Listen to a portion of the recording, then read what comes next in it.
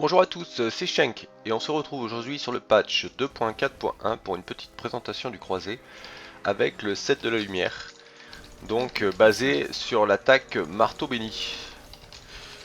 Donc pour ceux qui ont connu Diablo 2, c'était l'aspect absolu du Hammerdin à l'époque, du paladin.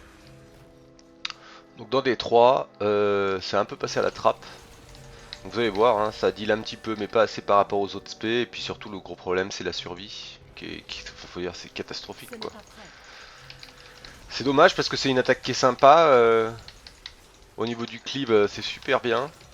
Euh, En plus, il y a des runes qui permettent de faire plein de choses. Soit les marteaux vous suivent, soit quand ils tapent un ennemi, ils peuvent se fractionner, aller taper d'autres ennemis.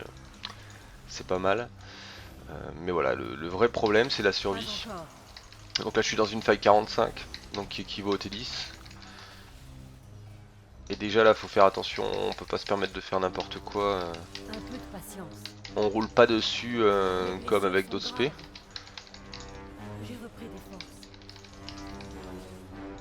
Bon, bien penser à utiliser coup près dès qu'il est up, tout simplement parce qu'avec le bonus de 7 en fait vous bénéficiez d'une réduction de dégâts euh, quand vous utilisez coup près. Voilà. Sinon ils ont refondu l'arme qui correspond donc à l'aspect, c'est donc un fléau. Avant, il augmentait la vitesse d'attaque de 100% des marteaux, ce qui est toujours le cas, mais en plus, là, il augmente aussi leurs dégâts de 100%.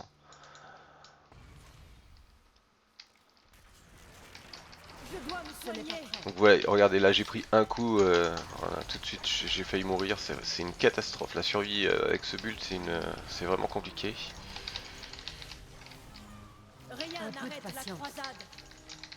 Faut tempo à max. Donc j'ai essayé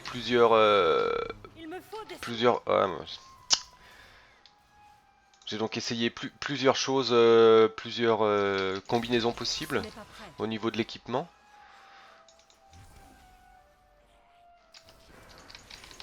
Donc j'ai essayé avec le pantalon de Monsieur Yann par exemple. Donc qui augmente donc les dégâts, si je me rappelle bien, de 50% je crois en cas de mouvement. Et diminue la régénération de ressources si on reste immobile. Donc le problème en fait de ce set là, de ce pantalon, c'est que on n'est pas toujours forcément en mouvement. Donc on peut pas tout le temps être en optimisation maximale sur cet ensemble. J'ai aussi essayé avec la promesse du voyageur, donc le set anneau et amulette qui permet donc d'avoir 100% de dégâts en plus quand on est statique et 50% de dégâts en moins quand on bouge. Seulement là aussi pareil, même en termes de survie c'est pas génial.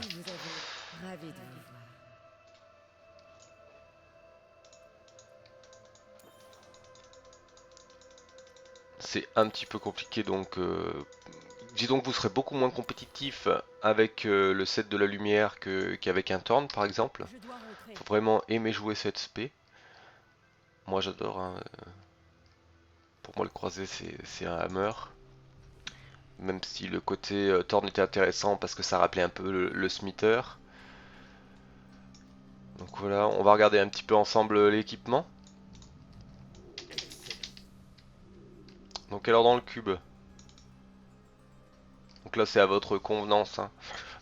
Même si la fournaise est relativement sympa hein, pour le bonus de dégâts aux élites.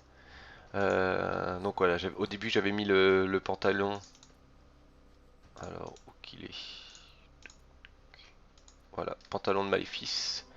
Voilà, en fait ça augmente les dégâts et la régénération de ressources de 25% quand on est mobile et ça la diminue quand on reste sur place. Je trouve pas ça forcément évident à jouer comme ceci. Donc pour l'instant j'ai mis la ceinture de vigueur du dieu tonnerre. Après il faut l'anneau de grandeur royale tout simplement parce que je vais vous montrer. J'ai décidé de jouer avec le bonus 4 pièces de Blackthorn pour l'augmentation des dégâts aux élites.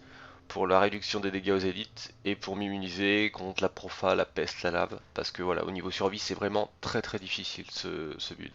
Alors après, en pièces d'équipement, qu'est-ce qu'il vous faut? Il vous faut donc l'ensemble 6 pièces de la volonté de la lumière. Bonus 2, chaque fois que marteau béni touche un ennemi, le temps de recharge de coup près et persiflage sont réduits de 1 seconde. Coup près. Donc là vous l'utilisez avec la rune que vous voulez en fonction par exemple des dommages élémentaires que vous avez. Et persiflage. Persiflage tout simplement, vous allez voir, hop, tout de suite on perd vraiment beaucoup de colère. Persiflage, ça permet d'en remettre un petit peu. Donc c'est plutôt pas mal. Après, bonus 4, vous subissez 50% de dégâts en moins dans les 8 secondes qui suivent l'atterrissage de coup près. Donc c'est pour ça que dès qu'il est up, faut le balancer. Après, bonus 6, augmente les dégâts de marteau béni de 1250% et ceux de coup près de 500%. Donc voilà, ça tape fort, hein. Il y a des marteaux qui partent à 600-700 millions, donc ça tape.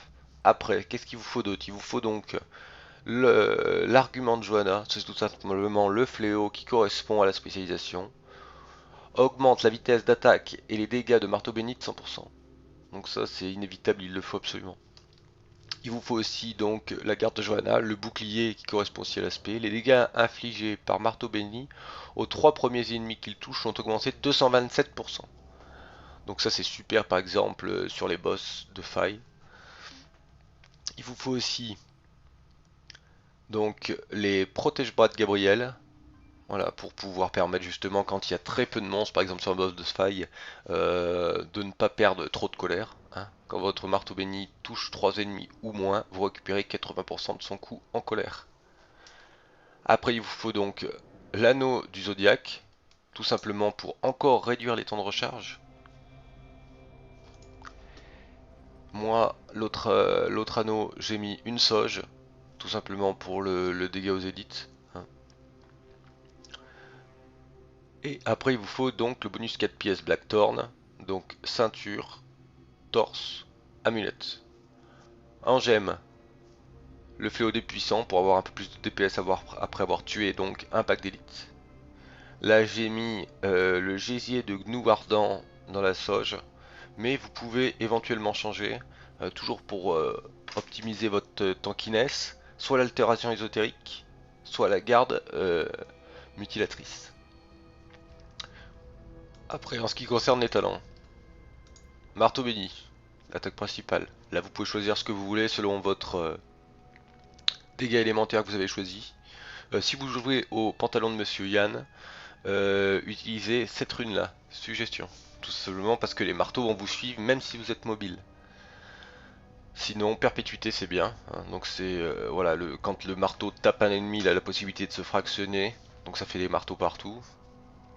La polarité, c'est donc la rune foot qui va avec, comme vous voyez, le lien qui est fait entre le croisé et les marteaux. Quand ça touche les ennemis, ça fait des dégâts. Donc c'est pas mal aussi, ça clive encore un petit peu plus. Voilà, mais perpétuité c'est pas mal. Après moi j'ai joué avec galvanisation, tout simplement parce que au niveau tankiness c'est la catastrophe. Comme vous voyez, hein, on prend très cher. Le destrier de fond pour la mobilité, le persiflage tout simplement pour récupérer de la colère. Après en ce qui concerne la loi, là vous avez le choix entre plein de choses.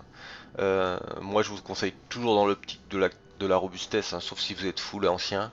Mais voilà, soit la loi de la justice, soit la loi de l'espoir. Moi j'ai pris la loi de l'espoir tout simplement parce que j'ai le gésier en légendaire, donc voilà, c'est plus opti.